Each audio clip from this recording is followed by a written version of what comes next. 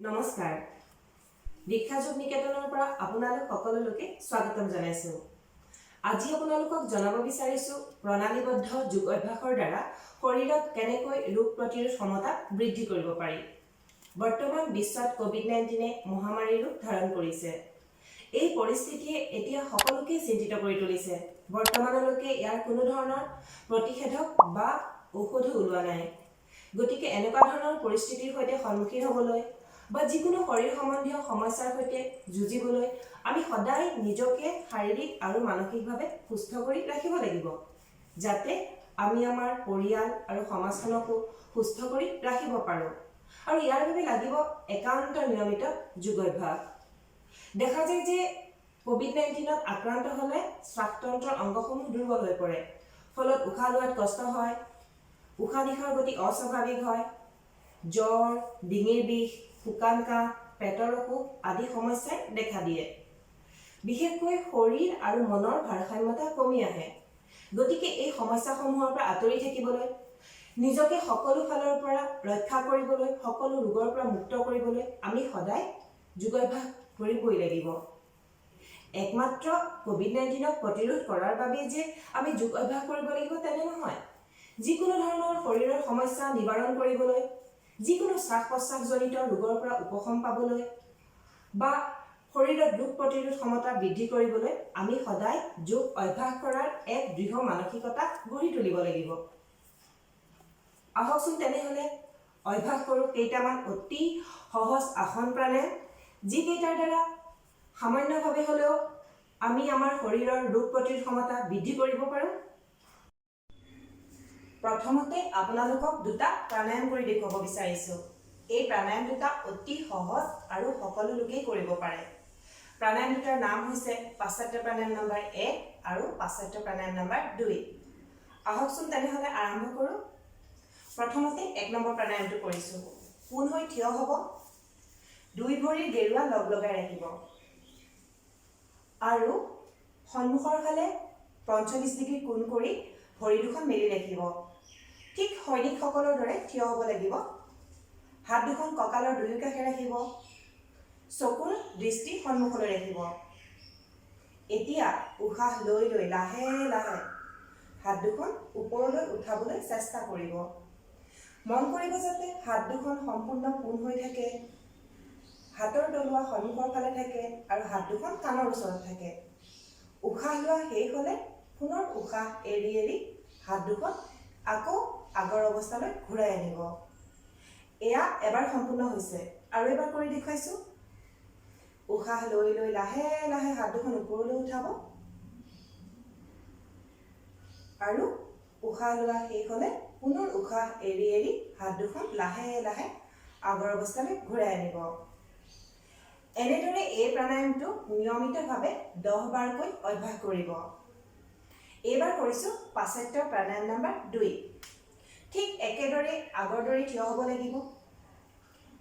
হাত দুখন কান্ধৰ সমান্তৰালকৈ সন্মুখৰ ফালে মেলি দিব। হাত দুখন মুঠি মাৰি লাহেকৈ তলমুৱাকৈ ঘূৰাই ল'ব। এতিয়া উশাহ লৈ লৈ লাহে লাহে হাত দুখন পিঠিৰ ফালে লৈ যাব। মন কৰিব যাতে আপোনাৰ শৰীৰটো সন্মুখৰ ফালে হালি নাহে, হাত দুখন পোন হৈ থাকে। আৰু এনেদৰে শুদ্ধকৈ কৰিব পাৰিলেহে আপোনাৰ শৰীৰৰ স্নায়ুপেশীসমূহে প্ৰসাৰিত হ'বলৈ সুবিধা পাব। পুনৰ উশাহ লোৱা শেষ হ'লে উশাহ এৰি এৰি আগৰ অৱস্থালৈ হাত দুখন ঘূৰাই আনিব। এয়া এবাৰ হৈছে, আৰু এবাৰ কৰি দেখুৱাইছোঁ। উশাহ লৈ লৈ লাহে লাহে হাত দুখন পিঠিৰ ফালে লৈ যাব আৰু উশাহ লৈ এৰি এৰি পুনৰ আগৰ অৱস্থালৈ ঘূৰাই আনিব। এনেদৰে এই প্ৰাণায়ামটো নিয়মিতভাৱে 10 বাৰকৈ অভ্যাস কৰিব। আপোনালোকৰ যদি ভালকৈ থিয় হ'ব অসুবিধা হয়, অৰ্থাৎ পোন হৈ থিয় হ'বলৈ অসুবিধা হয় বা হাত দুখন সম্পূৰ্ণকৈ ওপৰলৈ উঠাব নোৱাৰে, তেনেহ'লে আপোনালোকে নিজৰ সুবিধামতে থিয় হ'ব আৰু নিজৰ সাধ্য অনুযায়ী হাত দুখন ওপৰলৈ উঠাবলৈ চেষ্টা কৰিব আৰু এনেদৰেই নিয়মিতভাৱে এই প্ৰাণায়াম দুটা অভ্যাস কৰিবলৈ চেষ্টা কৰিব। কিয়নো শাৰীৰিক ব্যায়ামৰ অভ্যাস নাথাকিলে আমাৰ শৰীৰৰ জঠৰতা বৃদ্ধি পায় আৰু ভাৰসাম্যতা কমি আহে।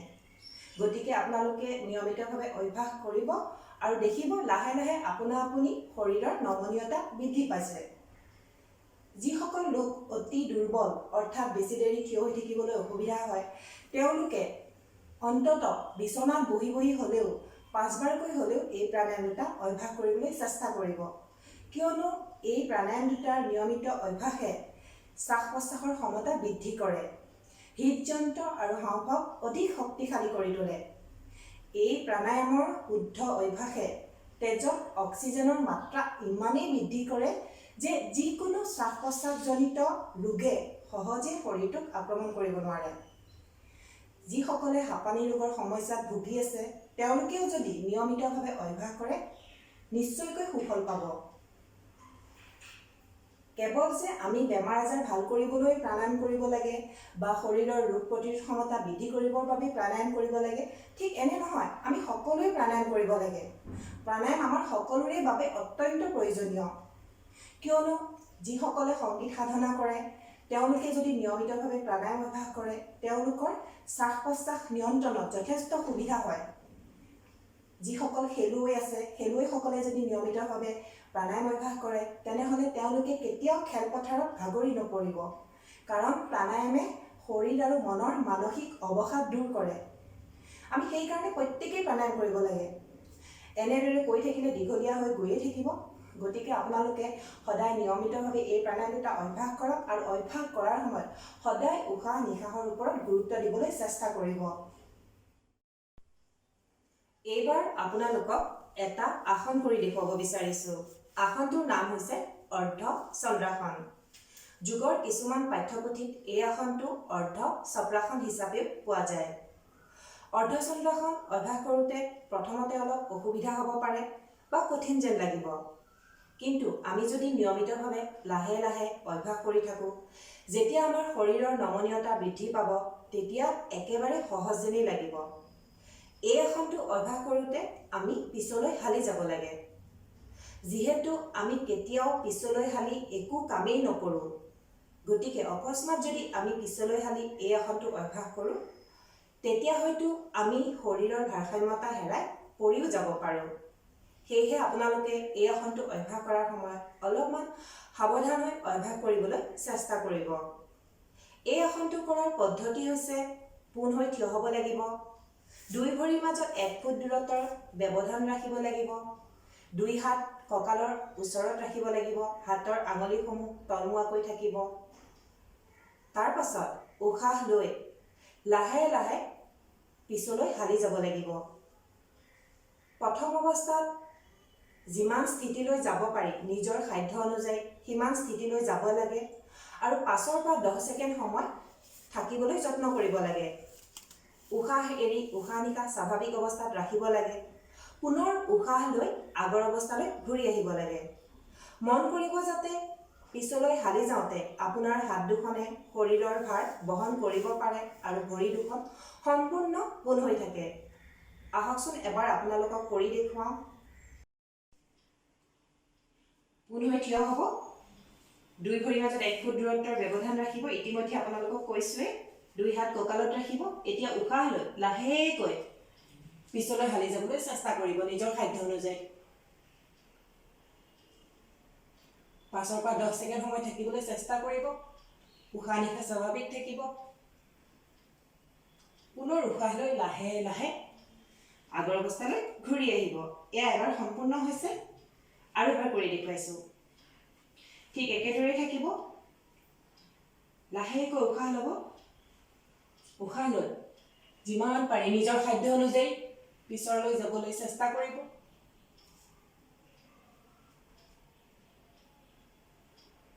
উশাহ নিশাহ স্বাভাৱিক থাকিব। পুনৰ উশাহ লৈ লাহেকৈ আগৰ অৱস্থালৈ ঘূৰি আহিব। অলপ জিৰণি লৈ পুনৰ অভ্যাস কৰিব। এনেদৰে আপোনালোকে এই আসনটো নিয়মিতভাৱে 5-6 বাৰকৈ অভ্যাস কৰিব। আমি এই আসনটো 2খন ভৰি লগ লগাইও অভ্যাস কৰিব পাৰোঁ।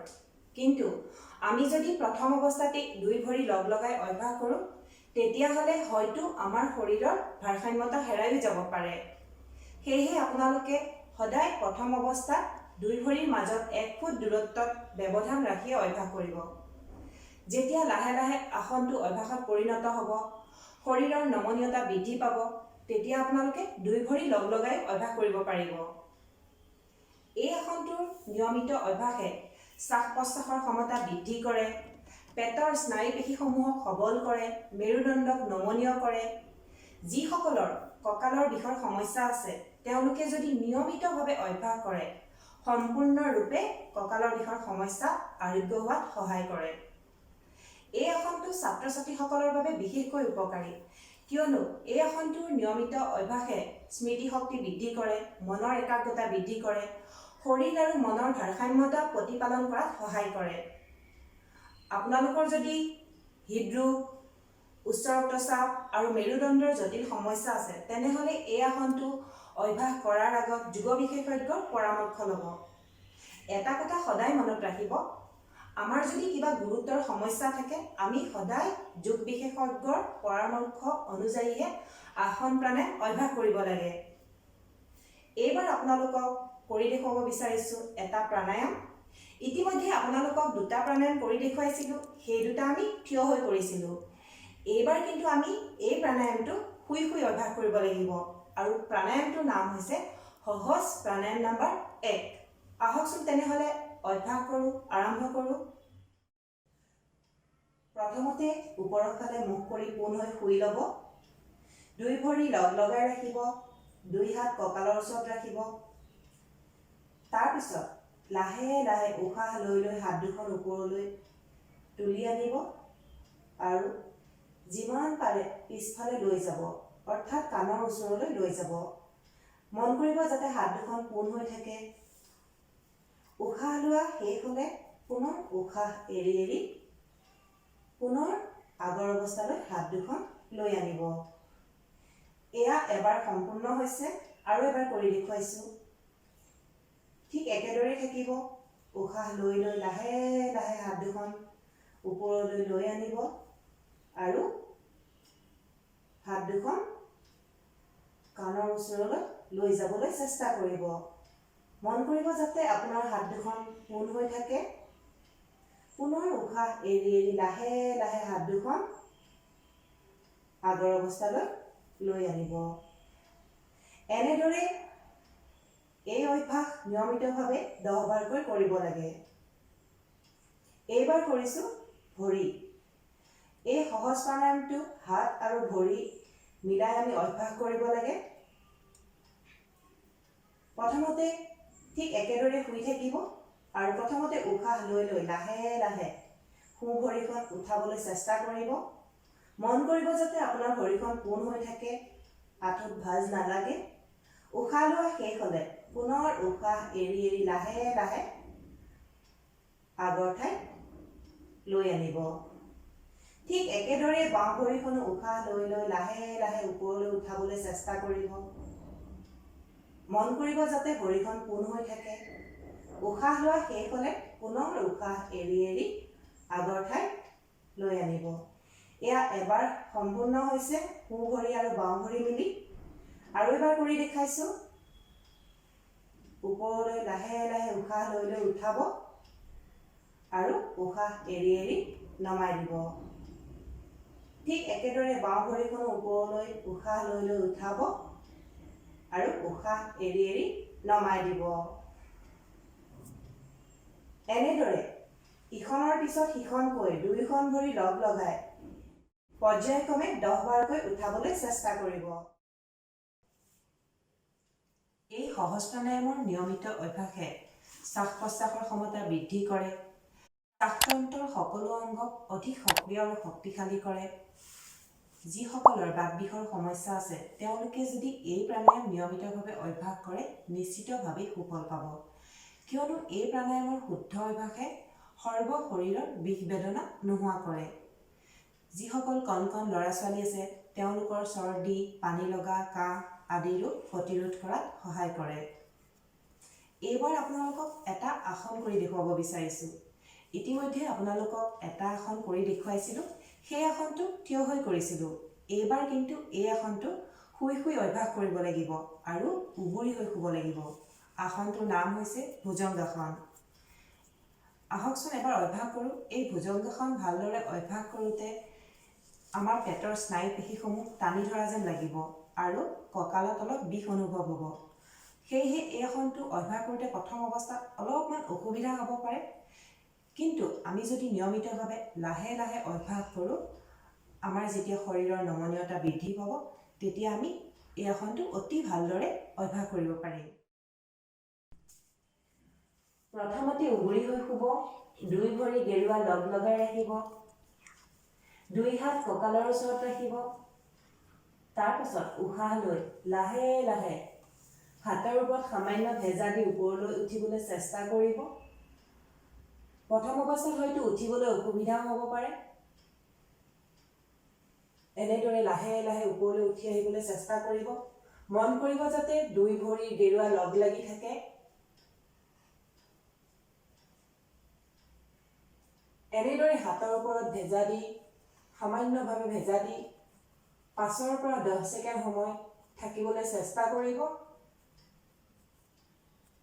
পুনৰ উশাহ এৰি এৰি আগৰ অৱস্থালৈ ঘূৰি আহিব। এয়া এবাৰ সম্পূৰ্ণ হৈছে, আৰু এবাৰ কৰি দেখুৱাইছোঁ। ঠিক একেদৰে শুই থাকিব। দুই ভৰি গেৰুৱা লগ লগাই ৰাখিব, দুয়ো হাত বুকুৰ ওচৰত সমানে ৰাখিব দুয়ো কাষে। লাহে লাহে উশাহ লৈ হাতৰ ওপৰত সামান্য ভেজা দি ওপৰলৈ উঠিবলৈ চেষ্টা কৰিব। যিমান পাৰে ওপৰলৈ চাবলৈ চেষ্টা কৰিব। দুই ভৰি গেৰুৱা লগ লাগি থাকিব।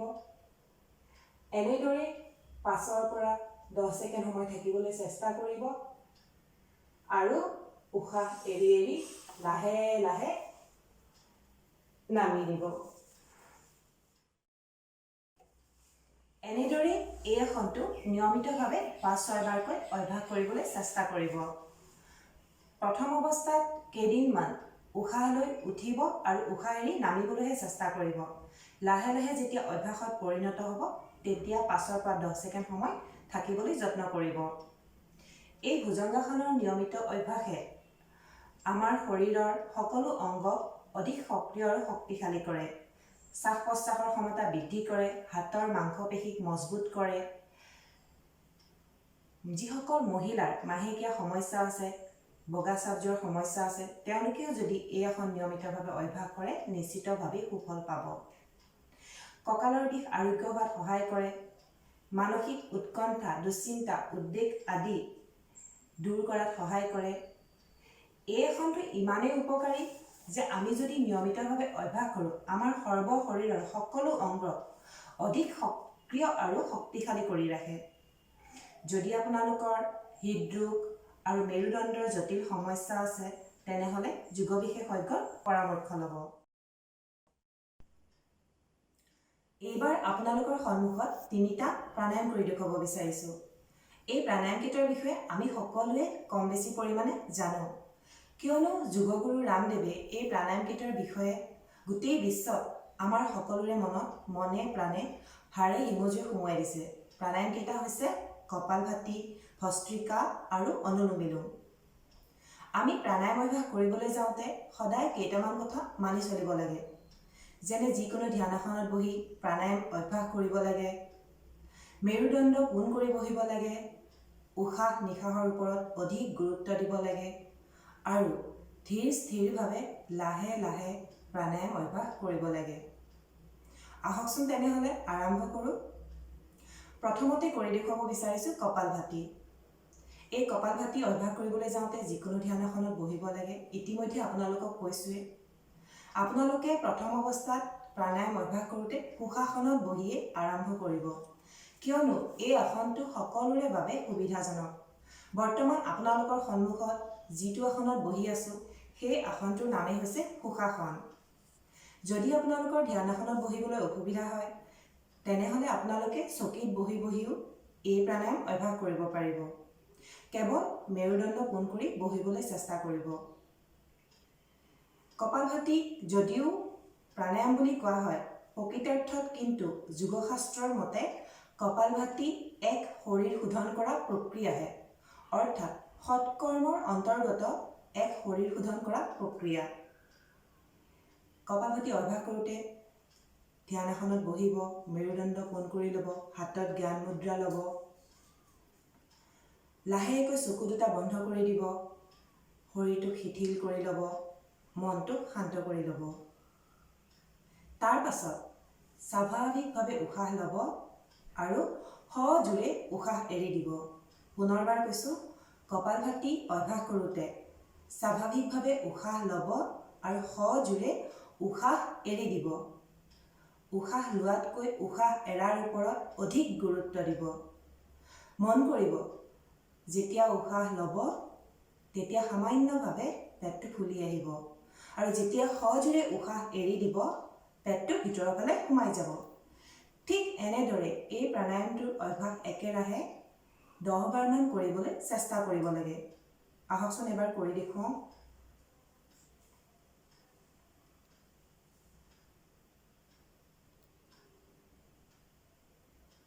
হাতত জ্ঞান মুদ্ৰা লৈছোঁ, চকু দুটা লাহেকৈ বন্ধ কৰি লৈছোঁ, মনটো শান্ত কৰি লৈছোঁ।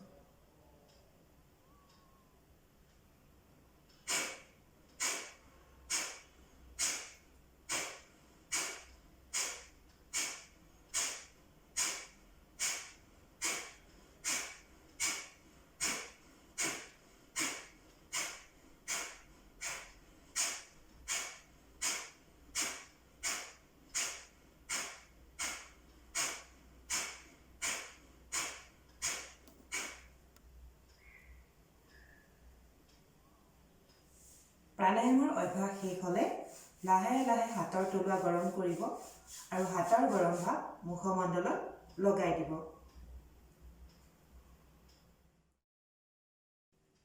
এনেদৰে এই প্ৰাণায়ামটো অভ্যাস কৰিব লাগিব। জিৰণি নোলোৱাকৈ একেৰাহে যিমানবাৰ এই প্ৰাণায়াম অভ্যাস কৰা যায় তাক এবাৰ বুলি কোৱা হয়। গতিকে আপোনালোকে ঠিক এনেদৰে অতি কমেও 4-5 বাৰকৈ প্ৰথম অৱস্থাত অভ্যাস কৰিবলৈ চেষ্টা কৰিব। কিয়নো কপালভাতিৰ নিয়মিত অভ্যাসে আমাৰ পাচন তন্ত্ৰৰ অংগসমূহ অধিক সক্ৰিয় আৰু শক্তিশালী কৰি তোলে। শ্বাস প্ৰশ্বাসৰ ক্ষমতা বৃদ্ধি কৰে, মনৰ একাগ্ৰতা, মানসিক শক্তি বৃদ্ধি কৰে আৰু যিসকলৰ হাঁপানি ৰোগৰ সমস্যা আছে তেওঁলোকে যদি নিয়মিতভাৱে লাহে লাহে এই প্ৰাণায়াম অভ্যাস কৰে নিশ্চিতভাৱে সুফল পাব। যদি আপোনালোকৰ হৃদৰোগ, উচ্চ ৰক্তচাপ আৰু পেটৰ জটিল সমস্যা আছে আপোনালোকে যোগ বিশেষজ্ঞৰ পৰামৰ্শ ল'ব। এইবাৰ কৰি দেখুৱাব বিচাৰিছোঁ ভস্ত্ৰিকা প্ৰাণায়াম। এই ভস্ত্ৰিকা প্ৰাণায়াম লঘু প্ৰাণায়ামৰ অন্তৰ্গত। ভস্ত্ৰিকা প্ৰাণায়াম সম্পূৰ্ণকৈ কৰাৰ কৌশল অলপমান সুকীয়া। যিহেতু আজি আমি নতুনকৈ আৰম্ভ কৰিছোঁ গতিকে আপোনালোকক ভস্ত্ৰিকা প্ৰাণায়ামৰ আটাইতকৈ সহজ প্ৰক্ৰিয়াটোকে কৰি দেখুৱাব বিচাৰিছোঁ। আহকচোন তেনেহ'লে। যিকোনো ধ্যান আসনত বহিব লাগিব। ইতিমধ্যে আপোনালোকক কৈছোঁ, হাতত জ্ঞান মুদ্ৰা ল'ব, মেৰুদণ্ড পোন কৰি বহিব, মনটো শান্ত কৰি ল'ব, লাহে লাহে শৰীৰটো শিথিল কৰি দিব। তাৰপাছত লাহেকৈ চকু বন্ধ কৰি দিব আৰু শব্দ কৰি উশাহ ল'ব লাগিব আৰু শব্দ কৰি উশাহ এৰি দিব লাগিব। ভস্ত্ৰিকা প্ৰাণায়াম অভ্যাস কৰোঁতে পুনৰবাৰ কৈছোঁ, সশব্দে উশাহ ল'ব লাগিব আৰু সশব্দে উশাহ এৰি দিব লাগিব। আমি কপালভাতি প্ৰাণায়াম কৰোঁতে কি কৰিছিলোঁ? স্বাভাৱিকভাৱে উশাহ লৈছিলোঁ আৰু সজোৰে উশাহ এৰি দিছিলোঁ। কিন্তু ভস্ত্ৰিকা প্ৰাণায়ামত শব্দ কৰি উশাহ জোৰকৈ ল'ব লাগিব আৰু শব্দ কৰি জোৰকৈ এৰি দিব লাগিব। আৰু এনেদৰে একেৰাহে প্ৰথম অৱস্থাত 6-7 বাৰমান কৰিবলৈ চেষ্টা কৰিব লাগিব। আপোনালোকৰ শ্বাস প্ৰশ্বাসৰ ক্ষমতা অনুযায়ী হয়তো কাৰোবাৰ 6-7 বাৰতকৈ বেছিও হ'ব পাৰে বা কমো হ'ব পাৰে। আহকচোন তেনেহ'লে এবাৰ কৰি দেখুৱাওঁ।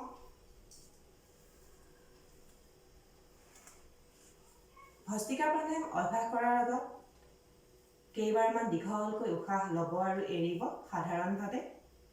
তাৰ পাছত আপোনালোকে শব্দ কৰি উশাহ ল'ব আৰু এৰিব।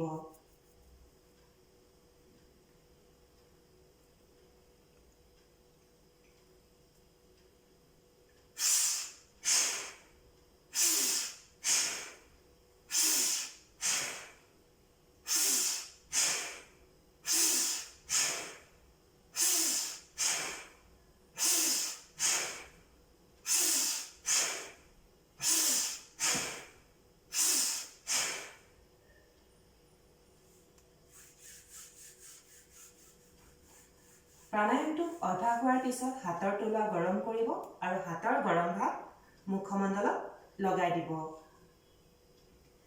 এনেদৰে এই প্ৰাণায়ামটো অভ্যাস কৰিব লাগে। জিৰণি নোলোৱাকৈ যিমানবাৰ উশাহ লোৱা আৰু এৰা যায় একেৰাহে তাক এবাৰ বুলি গণ্য কৰা হয়।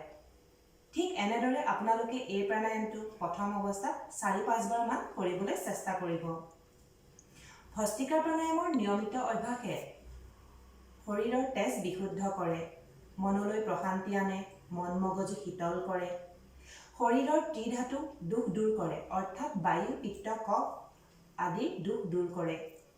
বায়ু পিত্ত কফ আমাৰ শৰীৰত যদি সুষম অৱস্থাত থাকে তেনেহ'লে কোনো বীজাণুৱে সহজে শৰীৰক আক্ৰমণ কৰিব নোৱাৰে।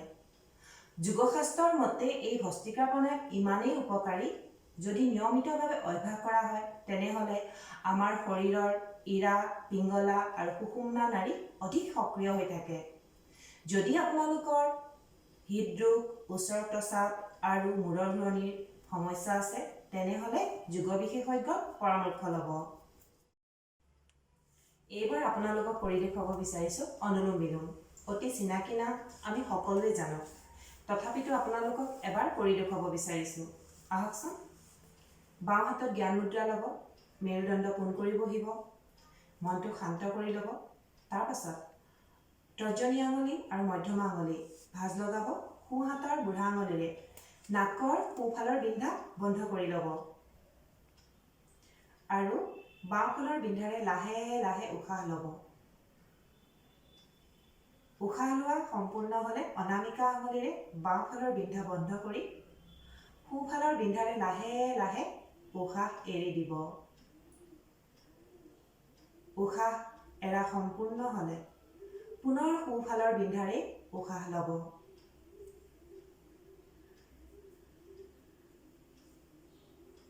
তাৰপিছত সোঁফালৰ বিন্ধা বন্ধ কৰি বাওঁফালৰ বিন্ধাৰে লাহে লাহে উশাহ এৰি দিব।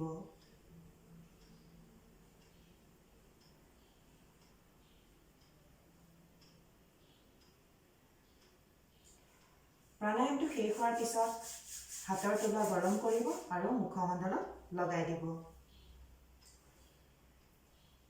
নাকৰ বাওঁফালৰ বিন্ধাৰে উশাহ লৈ সোঁফালৰ বিন্ধাৰে এৰি দিয়া। পুনৰ সোঁফালৰ বিন্ধাৰে উশাহ লৈ বাওঁফালৰ বিন্ধাৰে এৰি দিয়া সম্পূৰ্ণ হ'লে এই প্ৰাণায়ামটো এবাৰ হয়। এনেদৰে আপোনালোকে এই প্ৰাণায়ামটো নিয়মিতভাৱে অতি কমেও 4-5 মিনিটকৈ কৰিবলৈ চেষ্টা কৰিব। এই প্ৰাণায়ামটো অভ্যাস কৰাৰ সময়ত আপোনালোকে সদায় উশাহ নিশাহৰ ওপৰত অধিক গুৰুত্ব দিবলৈ চেষ্টা কৰিব। লাহে লাহে উশাহ ল'ব, লাহে লাহে উশাহ এৰি দিব। কেতিয়াও শব্দ কৰি উশাহ নল'ব আৰু শব্দ কৰি উশাহ নেৰিব। প্ৰথম অৱস্থাত যিমান সময় ধৰি উশাহ ল'ব সিমান সময় উশাহ এৰিবলৈ চেষ্টা কৰিব। কিয়নো এই প্ৰাণায়ামৰ শুদ্ধ অভ্যাসে আমাৰ সৰ্ব শৰীৰৰ নাড়ীসমূহক শোধন কৰে, মন মগজু শীতল কৰে, মনলৈ প্ৰশান্তি আনে, সৰ্ব শৰীৰৰ ৰোগ ব্যাধি দূৰ কৰে, মানসিক উৎকণ্ঠা, দুশ্চিন্তা, উদ্বেগ আদি দূৰ কৰাত সহায় কৰে। সেয়েহে এই প্ৰাণায়ামটো আপোনালোকে নিয়মিতভাৱে অভ্যাস কৰিবলৈ চেষ্টা কৰিব। আশা ৰাখিছোঁ, আশা কৰিছোঁ আপোনালোকে নিয়মিতভাৱে যোগ অভ্যাস কৰিব। যোগ অভ্যাস কৰাৰ সময়ত সদায় কেইটামান কথা মানি চলিবলৈ চেষ্টা কৰিব। কেতিয়াও ভৰা পেটত যোগ অভ্যাস নকৰিব। ৰাতিপুৱা সময়ত যোগ অভ্যাস কৰিব পাৰিলে ভাল। যদি আপোনালোকৰ ৰাতিপুৱা সময়ত অসুবিধা হয় তেনেহ'লে ভাটিবেলাও অভ্যাস কৰিব পাৰিব। কেৱল দুপৰীয়া আহাৰ গ্ৰহণ কৰাৰ পৰা যোগ অভ্যাস কৰাৰ সময়লৈকে যাতে এটা দীঘলীয়া সময়ৰ ব্যৱধান থাকে। আৰু এই যোগ অভ্যাস কৰাৰ আগতে অৰ্থাৎ আসন প্ৰাণায়াম অভ্যাস কৰাৰ আগতে কেইটামান নিয়মিতভাৱে যৌগিক সূক্ষ্ম ব্যায়াম কৰি ল'ব। তেতিয়া শৰীৰৰ নমনীয়তা বৃদ্ধি পাব। এই সূক্ষ্ম যৌগিক ব্যায়ামৰ বিষয়ে ইতিমধ্যে দীক্ষা যোগ নিকেতনৰ ইউটিউবত দিয়া আছে, আপোনালোকে তাৰ পৰাই চাই ল'ব পাৰিব। পুনৰবাৰ কৈছোঁ, যোগ অভ্যাস কৰক নিয়মিতভাৱে, নিজেও সুস্থ থাকক, আনকো সুস্থ ৰাখক। যোগ বল অতি উত্তম বল। ধন্যবাদ।